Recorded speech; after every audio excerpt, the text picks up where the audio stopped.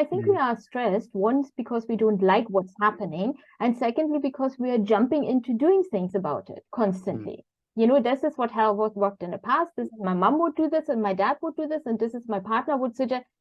And you can't just stop and be uncomfortable for a minute with your headache, right? Or with your not functioning business, or with your partner being in distress, or with the fight that you had with your friend.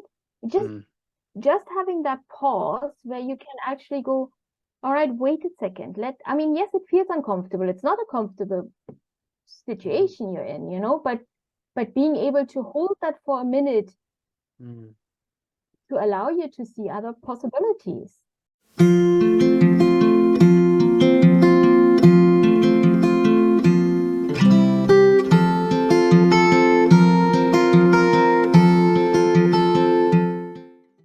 There was an article I recently wrote, just a short article about, it was called Surviving and Thriving, A Tale of Two Very Different Roads. And it was just about the idea of how much of what we do every day can be based in an attempt to try and resolve the things we don't want rather than pursue the things we do want. This kind of concept, of living life to avoid the things we don't want.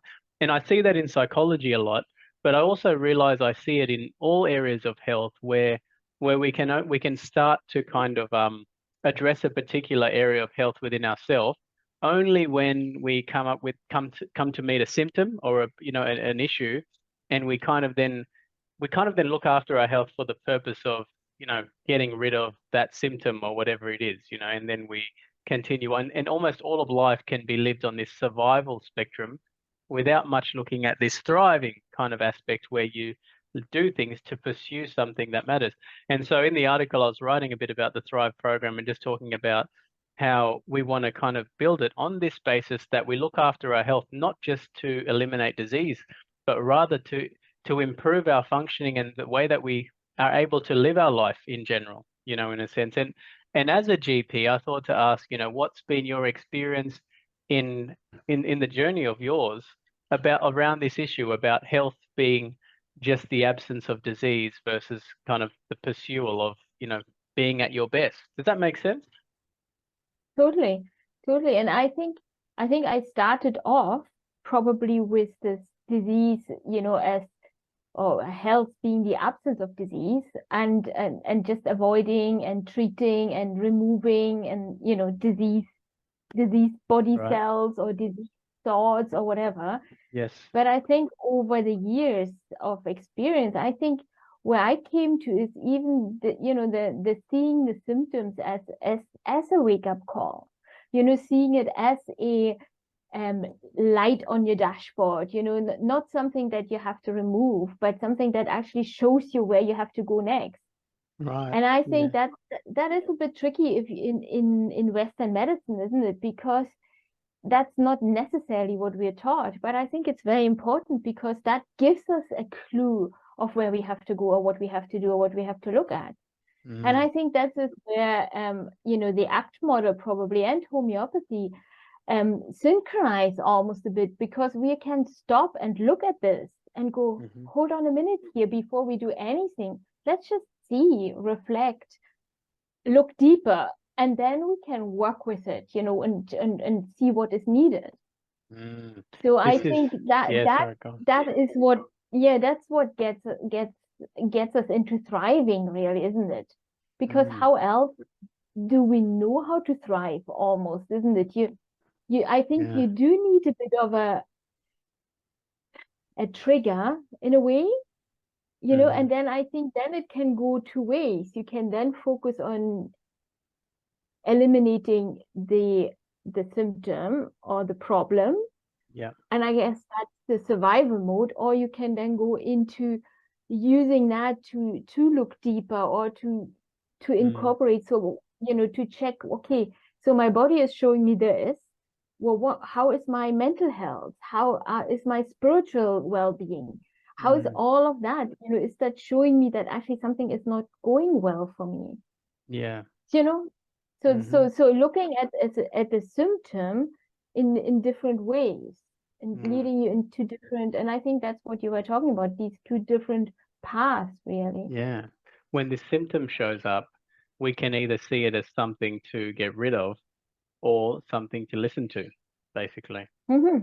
Yeah, Mm, yeah.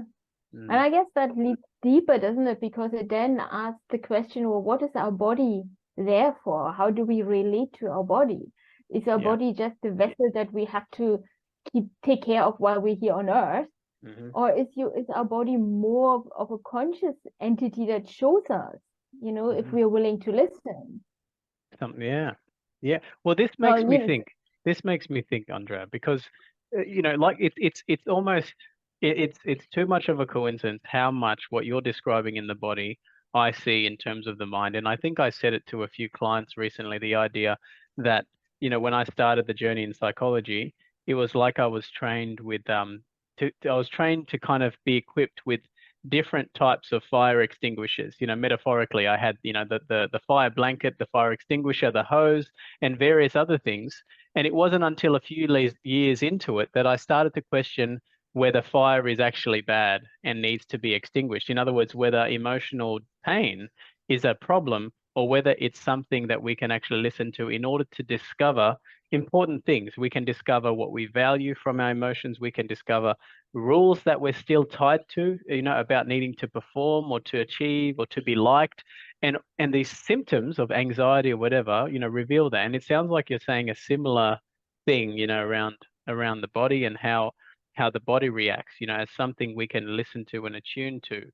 And I guess I wonder, with with as you understand, you know, the link between psychology and the body, one of the things I wonder if you can talk a bit about is how does that show in the body? How does it manifest in the body when we, some of the classic things that I've probably experienced myself, but also see in others is kind of, rigid rules that we can hold, on needing to be a certain person. Let's just take that, needing to be liked or needing to achieve highly, and the pressure that, is put on yourself. And then to see that that person often does fall ill with something, be it, just a common sort of cold or flu, or even something worse, like a chronic illness, in a sense. How have you seen, is there a link from what you've, your own work between these kind of things existing in our mind, our mindset, and, and the body, and how does that work from what you've learned?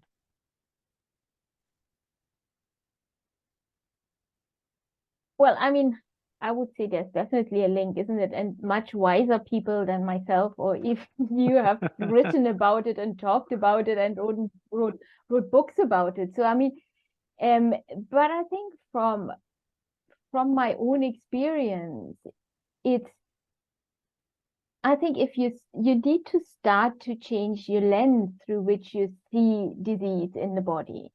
If you Mm, are seeing it as just this is a problem, somebody with back pain, right? This is a problem. So you could say, okay, well, we need to give you medication because you cannot work with this back pain. So you have to have medication to stop the pain, right? mhm, Or you can take it a step further. You can say, okay, well, let's see how are you during the day? What is your body experiencing that it is painful? So you're sitting all day. You're not even walking in the morning or at night. You're just sitting for 8 hours and then you go to bed in a bed that's not even very comfortable. Okay, mm, so you can then work on the surroundings and make your body better. But then I think then you can take it a step further and connect the body with the psyche if you want and say, well, so what is stiff in your life? Where mm, has nobody, somebody mm, has your back? Do people have your back? So mm. you can where these sort of things that you then look deeper and say, well, actually, this job I'm sitting there all day long, it's not creative for me. It doesn't let me thrive. I'm surviving because I'm working, I'm earning money, Yeah, and that's about it. But it's yeah. not anything creative or flexible or lets me grow. So Mm, so I think this is what I've seen. And I think there are two things. Sometimes you get that when you can make these, what you carry on your shoulders, that's almost quite universal, isn't it? Everybody with shoulder pain has a lot of load on his yeah. shoulders. But I think there's also the thing that for some people And that's more linked to homeopathy, that some people have a certain weakness where the body always shows up. You know, some people get a cold sore when they're stressed. Some people get a cold. Some people get thrush. So there is some sort of weakness, if you want to call that, or some sensitivity in the body that lights up when things are not going well. And people will tell you, you just have to ask the right question. You know, even in general practice, people will not go and see their GP and tell that. But if you can ask it, you almost always get the confirmation. Yeah. Of what confirmation of you saying something else going on? So I definitely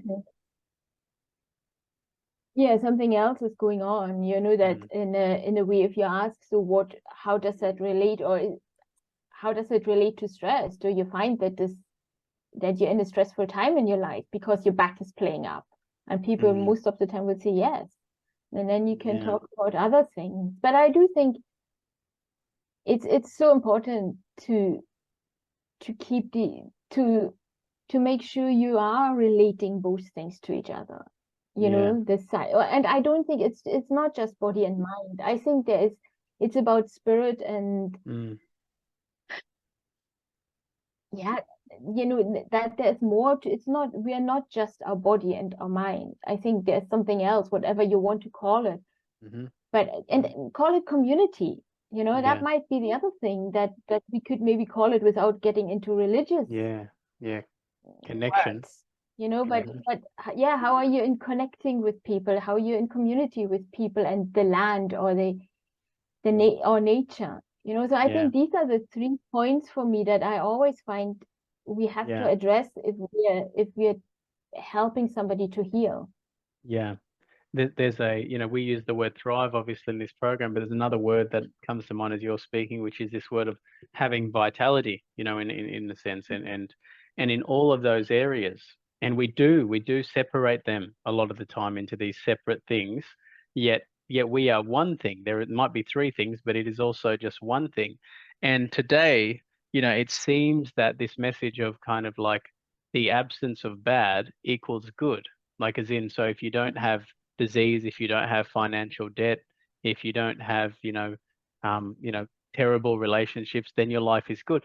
But the thing is, once I remember doing a talk at the retreat where I was at, and I was kind of asking people, you know, if the question was, if you kind of got to the end of your life, you know, if you got to the end of your life and the best thing you could say was, you know, I did it. I avoided most problems in my life and nothing got that bad. You know, how would you feel? And most people sort of said, you know, in fact, everyone except one, everyone said it would feel very discouraging, you know, in a sense, very empty, you know, to get to the end of life, and that's the best we can say. And one person sort of spoke up and said, well, I think I would like it, because if I haven't had bad things, it means I would have good things. And I sat with it and thought, because I sat with that and thought, and I remember thinking, let's look at it this way. If you have light and you take away that light, what do you get? You get darkness. And if you have darkness and you take away the darkness, you don't get light. You just have no darkness. In other words, when we remove the problem, it's not that when we remove the suffering, it's not that we have vitality. It's just that we have less of that. And I guess I wonder, you know, how do you see, let's talk even specific, maybe just 3, you know, we'll keep this short. 3, you know, you said symptoms are something to listen to. You know, one of the things that probably is something, you know, a lot of people are listening to this probably experience stress, you know, in a sense, stress. From as you've learned about stress, you know, what have you learned stress is? Have you kind of come to a basic definition of what it is and how, you know, how it impacts us physically, the cost of stress?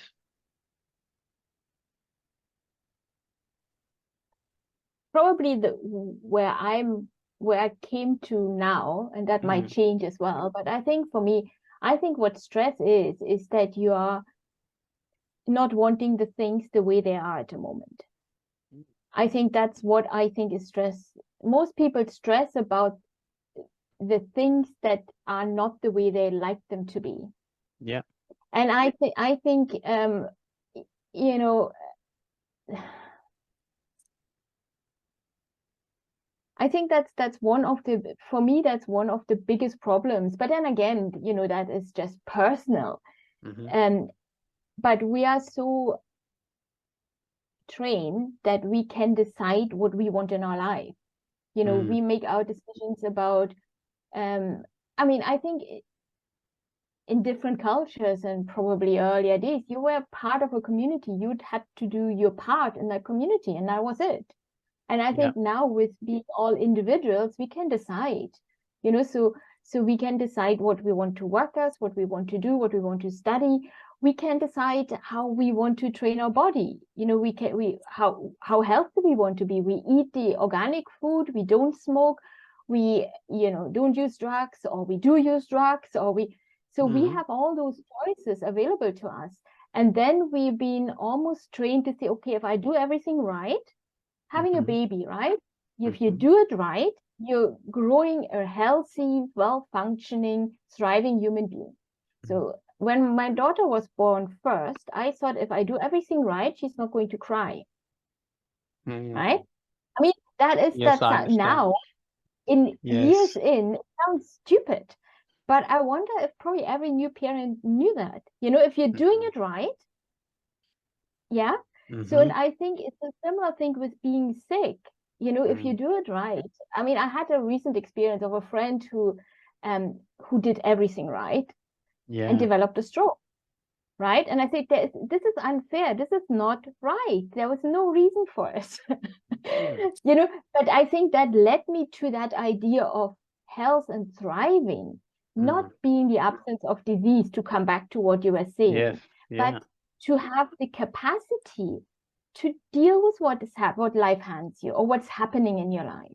To deal with physical symptoms, to deal with emotional symptoms, to deal with loss, to deal with threat.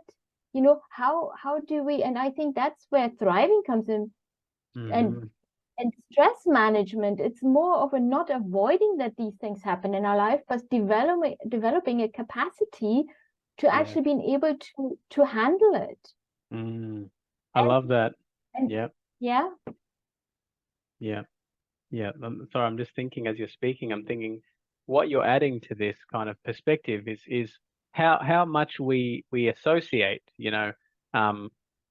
something with feeling good. So even the word thriving, even as people hear that, they naturally might lean towards, oh, this is about being really good, like feeling good, and it might be, but like you're saying, more than that, it's about flexibility and resilience. It's about being able to be in a state, putting yourself in a state that when the things of the world come, when the weather, as it will come, there will be stormy weather, whatever will come, that you are in the best state to stand through that and to navigate through that well, as whatever that means, in a sense. So thriving it's almost that we need to take a step away. It's the same in psychology. We need to get a step away from the idea that good emotions are good, bad emotions are bad, as in feeling happy is mentally well and feeling unhappy is mentally poor. It's not the case at all, in a sense. If you kind of just, sometimes the example I share with people is if you imagine someone who's, working in a very busy job, but earning a lot of money, and they go to the gym every day and they're doing all this, but they're doing it because they're so fearful of being inadequate, that person is not necessarily mentally well, even though they might be happy on the outside, at least as long as that happens. Because as soon as they lose that job or something happens, their whole identity can crumble because it's built on this piece of sand that can change. And so in the same way, what we're saying here is thriving physically doesn't necessarily mean the absence of symptoms at all, right? Is that what you're saying?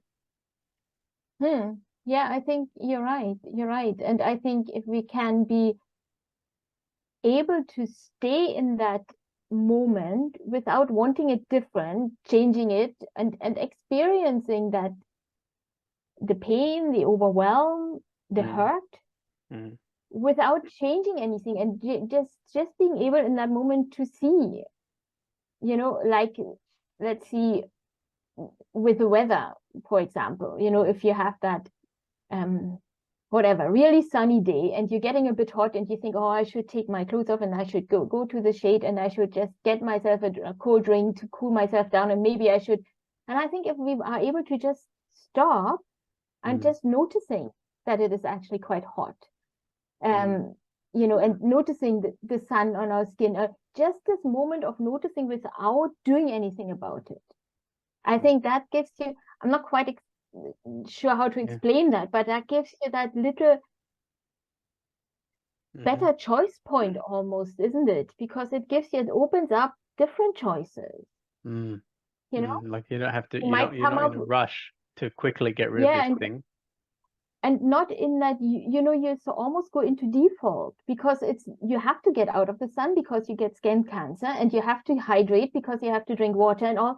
You're in default, but you're missing a moment where actually maybe not. Maybe that is your moment of getting your vitamin D up, or something else that might come. But you can only think about that, or these things can come to you if you can pause in that moment.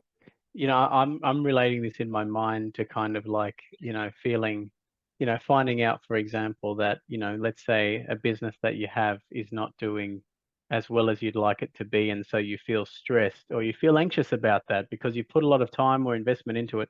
And so naturally you might just as a reflex, go into, marketing strategies and all these things to build it up. But if you can pause with it, what I see is that just, I think about from this angle, you can maybe notice whether this is actually something that you value or whether it's something that you've just had for so long that you naturally do. In other words, you can see other paths if you pause, but if you don't pause, then naturally you're going to be just swept into action again without seeing clearly.